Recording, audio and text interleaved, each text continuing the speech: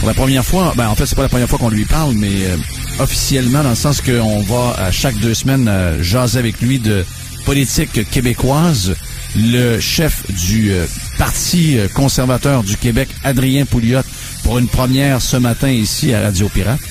On va parler de toutes sortes de sujets sur lesquels on s'est déjà entendu, mais juste avant, j'aimerais parler, avant de commencer les sujets, de parler avec Adrien de ce qui se passe dans la construction. Je sais que ce n'est pas dans la liste actuellement, mais ce matin, mon rêve, là, que je vous disais de... c'est que la première ministre sort, puis qu'avec 11... C'est quoi les chiffres que tu m'as sortis sur le sondage, là? Comment? 11% qui disent que ce serait la meilleure première ministre présentement. 70% qui sont insatisfaits du travail du PQ. Tu peux pas être plus bas que ça, là. Non. Donc, la technique ou la manière de gérer l'État, ta manière, elle passe pas. Puis, aujourd'hui, il y a un renouveau. Pauline Marois redevient, je sais pas, moi, une politicienne agressive, puis qui a le goût de se battre, puis ouais, à part, puis elle dit, bon, ça commence par un grand nettoyage syndical. Pas nettoyage, on veut plus de syndicats. Pas on passe la gratte, il n'y en a plus. Non. Juste avec ce qu'on sait, donner les outils aux gens de voter secrètement. En fait, elle cesse d'être une politicienne et elle devient une première ministre. Oui. Voilà. Juste un coup de main. Adrien Pouliot, bon matin. Hey, bon matin, Jeff.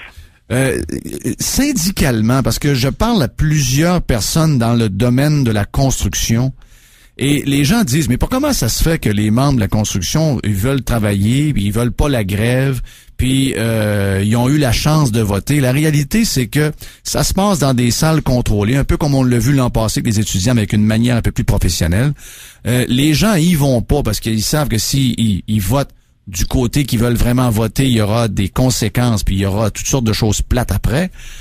Donc, ils ont pas vraiment de liberté de choix. Ils sont syndiqués, puis souvent ils veulent pas l'être. Deuxièmement, ils doivent aller voter à main levée avec une salle où il y a plein alentour d'eux de gros bras tatoués qui regardent qui vote pour et qui vote contre.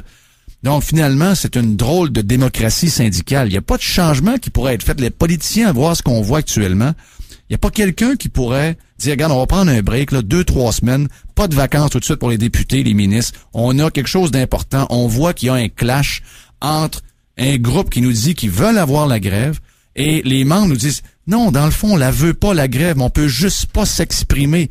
Donnez-nous un moyen de s'exprimer. Maintenant, avec l'Internet, les téléphones intelligents, plus besoin de se rassembler dans des salles contrôlées pour savoir ce que les membres veulent. Non, absolument. Il y a comme deux aspects à la grève. Il y a l'aspect, mettons, des chiffres, tu sais, puis bon, qu'est-ce qu'ils veulent avoir, puis c'est-tu 30 cents de plus, 50 cents de plus, puis blablabla, là. Et donc ça, on peut en discuter, tu sais, puis voir combien est-ce que ça coûte un employé de la construction. Mais ce que la grève permet, en fait, c'est de se poser, de monter notre hélicoptère, mettons, à 30 000 pieds, puis de regarder pourquoi est-ce que ça arrive et est-ce que c'est pas en fait un peu emblématique de notre modèle québécois? Normalement... ça l'est. Ben oui, mais normalement, dans une entreprise, oublie la construction, là, mais dans une entreprise normale, l'employeur embauche ses employés. Hein, je veux dire, oui. Il me semble que... Ça, c'est la base, là. OK, c'est pas une révélation, là, ce que je dis là. Mais dans la construction, c'est pas ça. Non. C'est le syndicat qui embauche les employés. Alors, tout de suite, en partant, là... Ça marche pas. Ben là, ça marche pas, tu sais. Je veux dire, là, l'employé, sa loyauté est envers le syndicat et non l'employeur. Puis moi, j'ai des amis en construction, puis ils me disent, c'est pas si pire, Adrien, parce que les gars, tu sais, ils sont spécialisés, puis ils ont de l'ouvrage tout le temps, puis ils sont capables de ça. Mais je veux dire, il y a plein d'entreprises sur la planète qui ont besoin d'employés temporaires, puis qui travaillent pas nécessairement 365 jours par année. Alors donc, tout ça en partant, ça marche pas. Deuxièmement, alors donc plutôt que de laisser chaque entrepreneur embaucher librement sa main-d'œuvre puis négocier ses conditions de travail avec ses employés ou les représentants syndicaux de ses employés, là, je suis pas contre les syndicats, là, le gouvernement a créé des espèces d'oligopoles ou de monopoles syndicaux et patronaux des deux côtés. Puis ça, c'est à la hauteur de toute la province, là. Puis c'est comme ça dans bien des industries là qui sont comme envahies ou corrompues par le gouvernement. Prends les garderies là, tu sais là on a nationalisé les garderies, puis là ben on a la CSN qui représente toutes les garderies. Alors dans la construction, tu as supposément 5 syndicats de travailleurs, mais de fait là, c'est 2 syndicats de travailleurs qui affrontent un syndicat de patrons ou une association de patrons, là, tu sais, l'Association des entrepreneurs en construction du Québec. Alors là, tu concentres tout le pouvoir de négociation de tous les employeurs puis de tous les employés entre les mains d'une petite poignée de représentants à la table des négociations. Alors évidemment, là, les enjeux, au lieu d'être des enjeux locaux qui pourraient se régler entre chaque employeur et ses employés, puis bon, il y aurait des négociations, ça se pourrait qu'il y ait des grèves ici ou là, tu sais, mais comme, je sais pas moi, comme n'importe quel business, là, tu as nationalisé les enjeux. Alors, donc, ça devient une crise nationale. Le Québec en entier est pris en otage et donc, finalement, ben, le gouvernement est obligé d'intervenir. Tu sais, alors là, Mme Marois a dit, OK, je vais intervenir, là, elle commence à parler de démocratie syndicale, mais elle va être obligée de passer une loi spéciale, là. Alors que moi, personnellement, je suis contre le concept de passer une loi spéciale, mais là, aujourd'hui, tu es quasiment obligé de dire, c'est tellement tout croche cette affaire-là que tu n'as plus le choix, tu es quasiment obligé de passer une loi spéciale. Puis l'autre impact de tout ça, c'est que il n'y a plus de concurrence, hein. Il n'y a plus de concurrence entre les patrons. Tu sais, ça donne quoi, là? Tu sais, tout le monde paye le même prix, là. Tu sais, ton briqueteur maçon, là, le taux horaire, là, c'est 34,7. Ça, c'est pour tous les briqueteurs maçons, que tu sois Adrien Poulet de construction ou que tu sois Jeff Fillon de construction. Donc, il n'y a pas de concurrence. On a éliminé la concurrence entre les employeurs pour la main-d'œuvre. Puis évidemment, on élimine aussi la concurrence, le libre marché pour les employés. Il y a peut-être des briqueteurs maçons qui seraient prêts à travailler à 32$ de l'heure. Oui. Hein? Mais oui. non, c'est 34,7 puis that's it, that's all. Alors donc, on a un système soviétique de gestion de l'économie où on crée des monopoles. Mais on n'a pas fait une commission, Adrien, en ce moment, pour dénoncer ce genre de collusion-là? Ben oui, justement. Alors ça, l'autre affaire, c'est que ce genre, plus quelqu'un a de pouvoir, plus il y a des chances qu'on veuille le corrompre. Que ce soit le syndicat qui contrôle la main-d'œuvre sur tous les chantiers de construction, que ce soit le fonctionnaire qui contrôle l'émission des permis de n'importe quoi. Alors donc, en anglais, on dit « power corrupts and absolute power corrupts absolutely ». Le pouvoir corrompt et le pouvoir absolu corrompt de façon absolue. On a éliminé le libre marché, on a créé des monopoles. Ces monopoles-là, si on était aux États-Unis, là, ça serait illégal en vertu de la loi anti-concurrence, là, tu sais.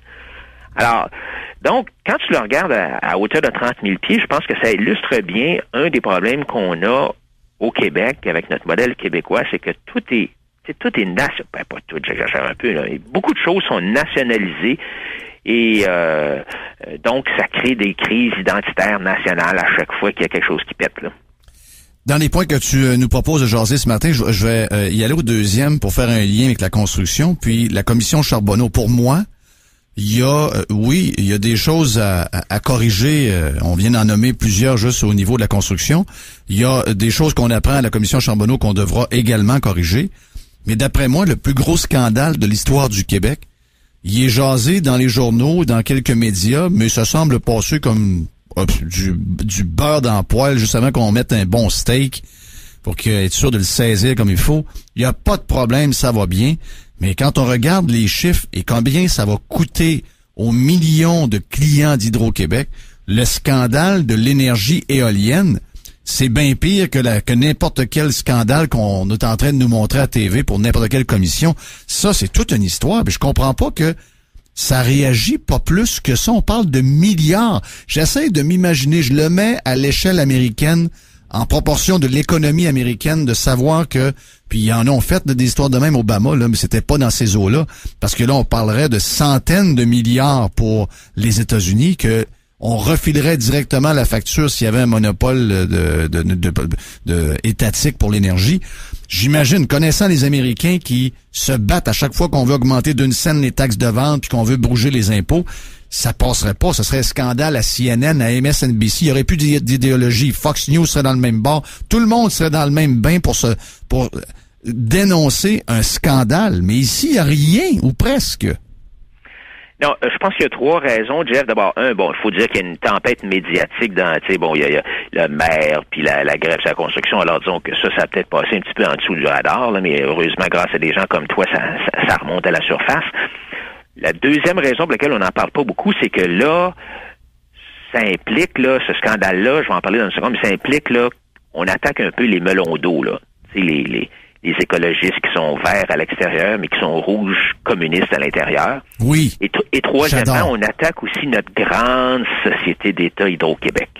Alors là, tu es en train d'attaquer des choses là, qui sont, encore une fois, on revient au cœur de notre système québécois, de notre modèle québécois. Mais c'est vraiment, c'est un scandale. Moi, ce qui me décourage le plus, là, c'est c'est quasiment un sentiment de tristesse que j'ai. C'est un sentiment de tristesse de voir une société d'État comme Hydro-Québec qui est devenue une simple marionnette, finalement, aux mains du gouvernement du Québec. Puis là, je parle pas seulement des péquistes, parce que rappelons-nous que le plan Nord de M. Charest, ce grand monument que M. Charest voulait se construire pour l'histoire, le plan Nord était financé à 52 %. Les investissements de 80 milliards dont on parlait, là, 52 % de ces investissements-là, là, c'était Hydro-Québec, là. Oui. Alors, et donc, on voit bien que le PLQ aussi là, se sert d'Hydro-Québec pour acheter des votes ou pour financer des cadeaux politiques les plus éhontés pour soit acheter des votes ou soit financer leurs rêves.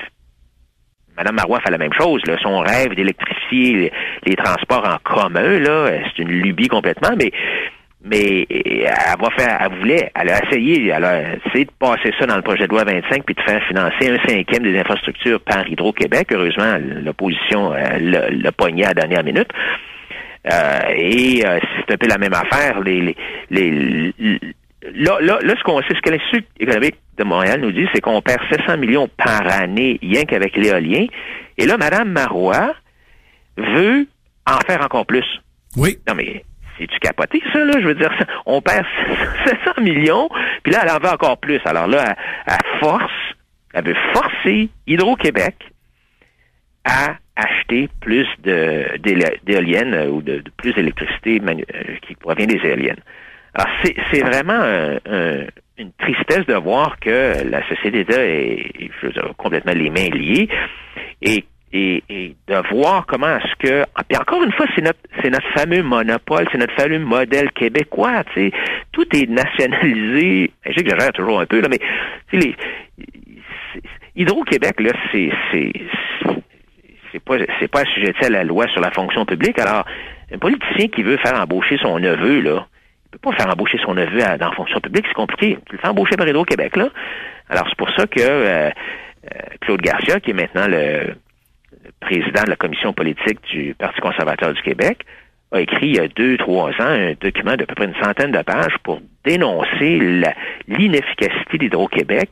Puis il disait qu'il y avait, je pense que c'était 10 000 employés de trop, là. On parle de 2 milliards de profits et de ça, plus pour... qu'Hydro-Québec pourrait générer si elle gérait sa business comme une entreprise privée. Ouais, mais je pense qu'il comparait seulement qu'avec le monopole ontarien. Puis, il y avait peut-être un mélange, effectivement, de quelques compagnies en Amérique du Nord. Il avait pris des compagnies américaines. Oui, c'est vrai. Non, il avait fait une étude vraiment très exhaustive. Ouais. Et d'ailleurs, on voit là que Hydro-Québec commence à nettoyer un petit peu ses affaires, mais même, tu sais, pour revenir aux éoliennes, même Thierry Vandal, le président d'Hydro-Québec, a dit que toutes ces histoires-là, là, ça n'a rien à voir avec la planification des besoins d'électricité d'Hydro-Québec. Là. Ça, c'est une manière simplement de dire que ces contrats-là, ils ont été enfoncés dans la gorge à son corps défendant. Là. C'est clair. Et la hausse d'électricité, là, la demande de hausse tarifaire de 2,8 % que Hydro-Québec veut avoir, puis qu'elle a demandé à la Régie de services publics, il a dit, là, c'est à cause de ça, là.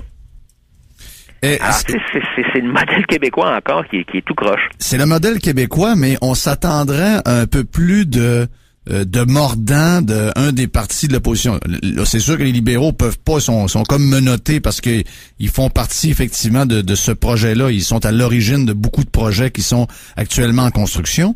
Mais la CAQ, qui était là, arrivant comme le nouveau parti, différent, avec comme mandat de chambarder les vieux partis. Il y a à l'intérieur de ça des anciens adéquistes qui auraient, en tout cas moi je pense que s'ils étaient encore adéquistes, mordraient dans ce scandale-là, pas à peu près. Ils sont très silencieux, hein?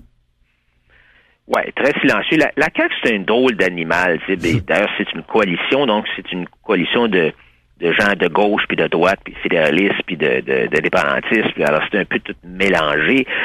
Mais la CAQ, eux, ils sont un peu mal pris parce que, d'une part, ils sont, entre guillemets, nationalistes, là. Je suis pas trop sûr de ce que ça veut dire, mais en tout cas, ça a l'air de vouloir dire que les sociétés d'État, c'est important, c'est beau, c'est fin, puis il faut que ça soit gros, puis tout ça. Alors donc, ils aiment bien Hydro-Québec. D'autre part, ils disent, c'est peut-être vrai qu'Hydro-Québec est mal géré, il faudrait que ça soit mieux géré.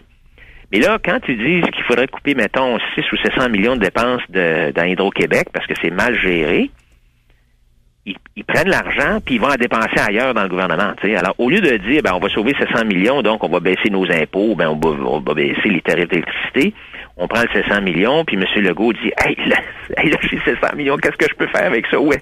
Alors, je vais aller augmenter les salaires des professeurs de 20%, ça va diminuer le décrochage scolaire. Alors, la CAQ, ils ont comme pas de boussole idéologique. Oui, on va couper à gauche, mais c'est pour dépenser à droite. On va couper, mettons, dans les commissions scolaires, mais avec ça, on va augmenter le salaire des médecins de 30% pour qu'ils prennent plus de patients sur leur liste de clients.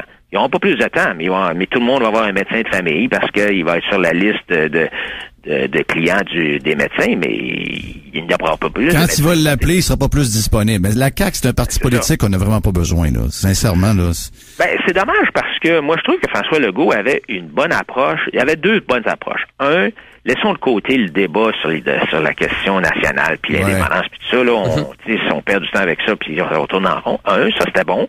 Puis deuxièmement, il disait, il y a des problèmes. Au moins, il se cachait pas la tête dans le sang, puis il disait, oui, il y a des problèmes.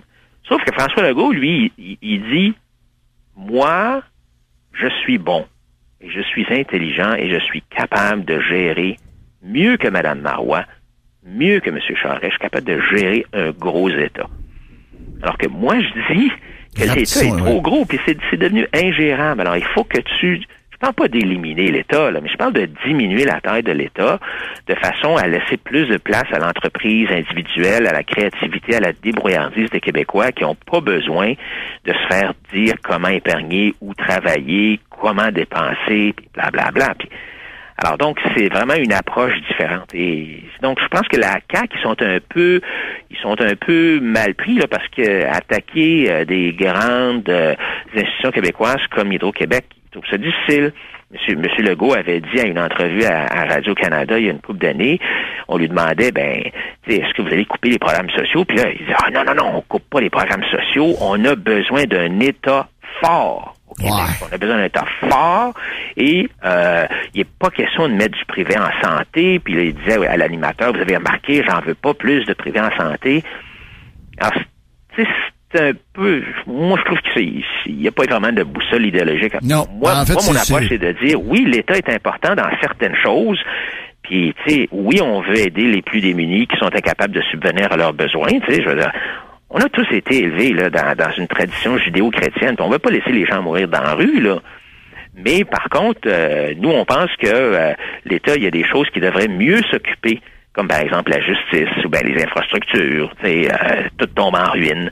Alors, il n'y a pas de s'occuper de ça comme faut, puis qu'il soit bien financé pour s'occuper de ça comme faut, puis laisser faire d'autres choses. Je suis pas sûr qu'ils ont besoin de s'occuper de vendre du vin là puis de l'alcool. Non, clair.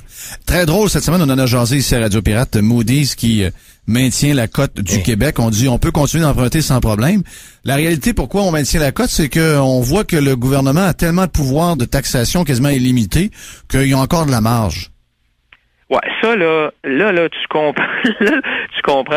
Tu tu comprends comment est-ce qu'un pays comme la Grèce, puis le Portugal, puis peuvent finalement s'enliser dans une affaire avec finalement un peu l'accord ou l'appui de Moody's. Tu sais, parce que en fait, ce que Moody's il dit, c'est tellement bizarre leur raisonnement. Ils disent le Québec est capable d'emprunter plus d'argent parce que bon, ils ont une bonne cote auprès de Moody's et la cote de Moody's est bonne. La cote que Moody's donne est bonne parce que le Québec peut emprunter plus d'argent. Tu comprends-tu? C'est comme circulaire. Moody's dit la cote du Québec est bonne parce qu'ils sont capables de taxer plus le monde. Alors, donc, ça veut dire que tu donnes à un État une cote élevée parce qu'ils sont capables d'emprunter plus, puis plus ils empruntent, plus la cote est bonne. C'est vraiment tordu leur raisonnement et ça explique peut-être pourquoi est-ce que ils ont donné des bonnes cotes de crédit à tous les pays qui sont dans le trou aujourd'hui, tu sais. De dire oui, c'est bon, le Québec a les leviers de contrôle sur la taxation, sur l'alcool, sur les cigarettes, sur les loteries, de dire à cause de ça, on leur donne une bonne cote de crédit, c'est complètement ridicule, là. Mais j'ai souvent lu que les agences de cotation comme Moody's étaient non pas c'est pas nos amis, c'est peut-être plus un cancer qu'autre chose, Moody's. Dans le cas, entre autres, quand on lisait, l'exemple a été donné tantôt, Adrien, sur la Grèce, ces agences-là ont fait partie du problème, là. Ils n'ont pas aidé beaucoup, là. Non, puis ils sont toujours en retard. C'est rien qu'une fois que la Grèce est en faillite, qu'ils disent « Ah, OK, on aurait dû. » Ouais, on s'est trompé, on aurait dû. Bon, c'est sûr que ils ont un gros impact, puis moi j'ai l'impression que quand Lucien Bouchard est allé à New York en 95, puis qu'il s'est fait dire par Moody's puis Standard & Poor's, hey, ça va faire, là, on va te décoter d'une cote, d'une notch ou de deux crans. Moi, je pense qu'il est revenu au Québec, puis c'est là vraiment qu'on a commencé à focuser sur le déficit zéro. Alors, ils peuvent avoir du bon, mais ils peuvent avoir du mauvais aussi, là. Et de dire ici que le Québec représente moins de risques financiers parce qu'ils sont capables d'emprunter de l'argent sans problème, parce qu'ils sont capables d'augmenter les taxes. Mais évidemment, ce que ça va faire, c'est que le Québec va faire exactement ça. T'sais, ils vont emprunter plus parce que Moody's nous donne la corde pour qu'on se pende. Alors, la seule inquiétude que j'ai, c'est on va-tu se pendre? Il va falloir qu'on attende qu'on se pende avant d'arrêter d'emprunter, t'sais. Le dernier point, puis on va le garder pour la prochaine fois, mais ce sera un point important, puis je veux qu'on le garde, c'est ce que fait le fédéral Tony Clement, qui a commencé à faire le ménage dans la fonction publique. Je sais que pour bien du monde, c'est vu comme étant quelque chose de bien grave, mais c'est probablement ce qu'on devrait faire pour vrai au Québec. On a un bel exemple et un bon commencement à Ottawa. Malheureusement, ici, les médias, tout ce que fait le parti, encore ce matin dans la presse, il y a un autre procès anti-Harper qui est commencé. C'est un peu épouvantable de voir la couverture médiatique de ce gouvernement-là ici au Québec. Je sais que la presse, étant naturellement de gauche, déteste les conservateurs, mais c'est un sujet que je tiens à garder dans notre prochaine discussion, Adrien. Juste rappeler aux gens, par contre, que tu vas être à Bagotville et au Saguenay en fin de semaine. Est-ce que c'est le week-end du festival aérien? Ouais, c'est le festival aérien. Alors moi, je suis un amateur pilote. J'ai ma licence de pilote, donc je trouve ça bien le fun que je puisse aller là. Alors donc, je vais aller au Pageant sur la base samedi. Et vendredi, je vais aller me promener dans le Saguenay pour rencontrer les gens. Je vais aller à la fromagerie Boivin. Je vais aller voir la mine de Niabec. Et je vais être je vais aller souper à Chicoutimi pour rencontrer les gens. Donc, s'il y a des gens qui veulent plus d'informations, seulement aller sur le site du Parti conservateur du Québec, là, et puis pour voir mon agenda. Puis ça me fait, j'ai bien hâte de rencontrer les gens, là. Ça va être le fun. On sort un autobus lettré avec ma photo, puis le logo du parti, puis on va se promener, puis on va faire ça tout l'été. On va aller dans les différents festivals pour serrer les mains, et essayer de mettre un visage sur les idées de la... Je pense que les idées du gros bon sens, les idées de la classe moyenne, des gens qui disent, faire quelque chose au Québec, là, ça s'en va pas dans la bonne direction, là. Tu vas être surpris peut-être de l'accueil, c'est mon coin, Saguenay, puis j'ai toujours pensé que le Saguenay avait un grand potentiel, mais malheureusement, nos idées hyper syndicales et très, très péquistes ont, je pense, plus nuit à la région qu'autre chose. Mais là, il semble se passer quelque chose avec la grève chez les concessionnaires pour les mécanos. Ce qui s'est passé avec Rio Tinto du côté d'Alma, ça a déstabilisé l'économie locale pas mal. La population semble trouver que les syndicats sont... puis c'était très syndical, je sais pas si ça l'est encore, mais il y aurait un changement dans l'air au Saguenay. La manière que le PQ a fait peur aux gens dans le Nord également, beaucoup de gens du Saguenay travaillent dans le Nord avec les mines. Oui, là, maintenant, c'est plus clair, mais il y a quand même eu un ralentissement à peu près de 50% dans l'activité économique du Nord. Ça a eu des répercussions sur des jobs de gens du Saguenay. Donc, le PQ non plus a pas nécessairement la cote, même si c'est naturel pour le PQ dans cette région-là. Il se passe de quoi au Saguenay? Tu vas peut-être le sentir en fin de semaine.